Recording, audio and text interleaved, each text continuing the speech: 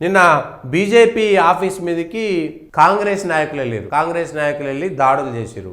ఏది ఢిల్లీలో ఎన్నికలు జరుగుతుంటే ఢిల్లీలో ఉన్నటువంటి ఒక భారతీయ జనతా పార్టీ అభ్యర్థి ప్రియాంక గాంధీని ఏదో అన్నారని చెప్పేసి హైదరాబాద్లో ఉన్నటువంటి బీజేపీ కార్యాలయం మీదకి యూత్ కాంగ్రెస్ లో కొత్తగా ఒక అధ్యక్షుడు వచ్చిండు కాబట్టి నేనున్నానని నిరూపించుకోవడం కోసం 10 మంది కార్యకర్తల్ని అటు దిక్కు ఇటు దిక్కు తీసుకుపోయి అక్కడ బీజేపీ కార్యాలయం మీదకి కర్రలు రాళ్లతోటి దాడి చేస్తే బీజేపీ నాయకులు కార్యకర్తలు వీళ్ళందరూ 2-3 ముంగటున్నాయనే ఈయన ముగ్గురికి దెబ్బలు తగిలి రక్తాలు గారిపోయి ఈయనకేమో చేయి పగిలింది, ఈయనకేమో తలకు దెబ్బ తగిలింది, ఆయనకు తలకు దెబ్బ తగిలింది, 3 కార్యకర్తలకి దెబ్బ తగిలింది. అడ్డుకోవాల్సినటువంటి పరిస్థితి.